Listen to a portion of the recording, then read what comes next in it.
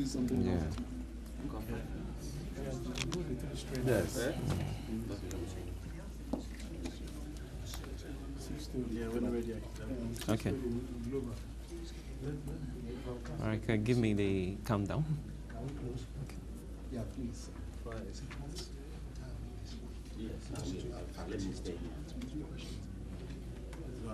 Okay.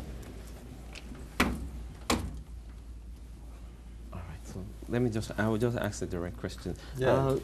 Your Excellency, Africa is full of resources, and both human and natural resources, and you've done a lot, even some first in a country like Nigeria. But the problem is, like, a lot of Africans, especially the people in the rural areas, are not really getting the dividends of democracy.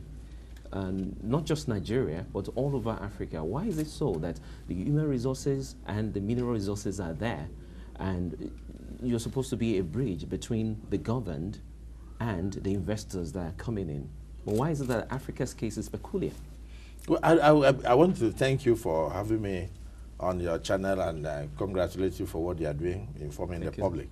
But I will want to slightly disagree when you say that the people in the rural areas are not getting the benefits of the democracy. I would not say so. I would think that the African story is changing. You know, Africa is a region or a continent that was bedecked, you know, bad governance as a result of military dictatorship and the sit-tight syndrome.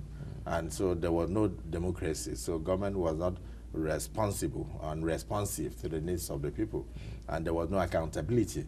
As we're today with democracy pervading the entire African continent, you can be sure that, yes, indeed, many governments are doing their best to ensure that the next election, they will not be the losers. We've seen what has happened in Ghana, where they have had different changes in government from the opposition to this. You've seen what has happened in Rwanda, where they came out from a very fratricidal war, and today they become a toast of the region in terms of economic renaissance. So you cannot say so. Like in Akwa Ibom said, for instance, we did not only open up the entire state at the urban level, we also did it into the rural communities, so that people are able to bring in their goods from the hinterlands to sell, and they are making money. And then we have policies that touch on the lives of the citizens. For instance, we made 39% in terms of electricity coverage in the state, and today we have raised it to about 92%.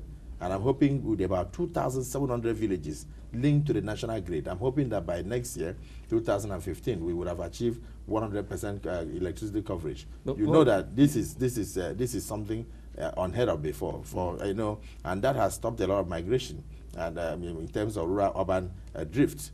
So the people are feeling the impact. And then we also have this free education policy all over the state, so that children are going to school free from primary school to senior secondary school level. And then we pay school what they call NECO and WAEC fees for them. That is the final year examinations. We pay those examination fees for the children, and those are burdens that are taken off the parents. And these things are, you know, they are not limited to Akwa Ibom children alone. The policy is open to all Nigerian children who are resident in my state. And that's why in a population of just less than 4.9 million, we have about 1.9 million in the basic education level. And so it's not true that the people are not feeling the impact. Take, for instance, the healthcare delivery in the state. We have built a lot of primary health centers across the state, and then we built 5 brand new general hospitals. Now we are doing a major referral center that can cater for major ailments such as kidney transplant, liver transplant, with 6 modular theaters. And we'll be taking off in November this year with 157 experts who are coming in from other parts of the world. So, no, I'm just trying to tell you that these are policies that are trickling down to the people. Then we engage rural women in agriculture. We train thousands of them in what we call Women in Agriculture Development Program. And then we give them a token of 250,000 naira microcredit financing at 0 interest rate for them to buy seedlings and all that. We do the same thing for graduate youths. We train them and they give them money. Akwa Ibom is quite different. It's like you've done so much. Like all these things you're saying, they are really commendable. But it's like, I'm just looking at Africa generally, or even let's look at the Nigeria level. Because what you are saying about Akwa Ibom, your colleague governors, as the head of the Governors Forum, a lot of them are not doing it. And apart from that, there are some governors that are having problems with school fees, like Lagos, Ogun, and Oyo states. They're having. So it's like, why is it that as a chairman, you're not also asking them to replicate all these things that your forum? I think the problem is is the fact that we did not have what we may call peer review mechanism right from the time we started democracy in 1999. But that we have now put in place. And for instance, if you notice, in the PDP, we tried to take the PDP governors' forum meetings to other states. We've gone to Katsina, we've gone to Jigawa, we've gone to a lot of states in the, we've gone to Niger. The intention here is for us to go and then peer review.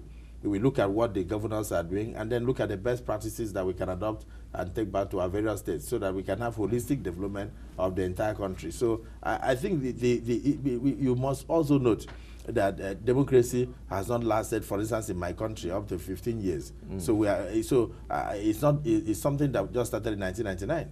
So and the same thing with a lot of other African countries, where you have dictatorship and the government is not accountable to the people. You cannot now come and blame Africa. No, you would blame the leadership. So what has happened is that I think it is getting more refined. And I think with democracy getting entrenched and getting deepened in Africa, governments are going to become more responsive and more responsible, and then the needs of the people are going to be addressed. And I can say that with all amount of certainty because I'm a beneficiary of democracy and good governance. I had no road to my village in 29 years, but today I can drive from my state capital almost on a dualized thoroughfare, complete with street light, to my village, courtesy of the current democracy. So that's why people call it uncommon transformation. Well, Governor Akpabio, can you promise us that what will happen all over Nigeria, I not just Akwa Ibom? I can tell you. Okay, not only that. Have you seen what is happening in Lagos State? Have you heard what is happening in Katsina State? Yeah. Have you seen what is happening in Jigawa and a few other states of the Federation? I've traveled around, and I can tell you there are glimpses of hope that, yes, indeed, democracy is bringing a lot of dividends to bear, and Nigeria is changing. So it's not, we are no longer going to be waiting for the federal government to do everything for us. Okay. And it's no longer time for people to sit down and blame past leadership, because we are now the current leaders, and every hand must be on deck to sustain this democracy, and also to question our leader. We must criticize them and make sure that they perform better for optimal benefit of the populace. And I encourage democracy in all parts of Africa. And I can assure you that so long as we have credible elections, like the type being instituted now in Nigeria by President Godswill Akpabio Jonathan, we've had credible elections in almost from 2011. It's been wonderful, applauded by the international community. We had credible election in Edo State. We had credible election in Osun State. We had credible election in Ekiti State and all that. So they have been told that we don't really have time. But it's like, let me just quickly, on a last note, we'll still have a longer version. But on the last note, looking at the crisis in Nigeria, security crisis in northeast Nigeria, do you think, as a high person in the ruling party, PDP, and also the Governors Forum chairman, do you think the president has the moral right to go for a second term? No, it's not, the problem of Boko Haram was not caused by the president. It precedes the tenure of President Godswill Akpabio Jonathan. It's been in existence for over 25 years. I think they assumed the barbaric and dimension that you are seeing now as a result of the problem in the region, in the neighboring countries, such as Libya. And so with the flow of arms coming in, high weaponry and all that, entering into the wrong hands, miscreants took over. And it's not even a question of, to feel that the president is not taking control. No, but that is the issue, that you don't even know what is going on. You need to know that this is not a conventional warfare. The president has a conventional army. The Nigerian armed forces was not trained for this kind of insurgency.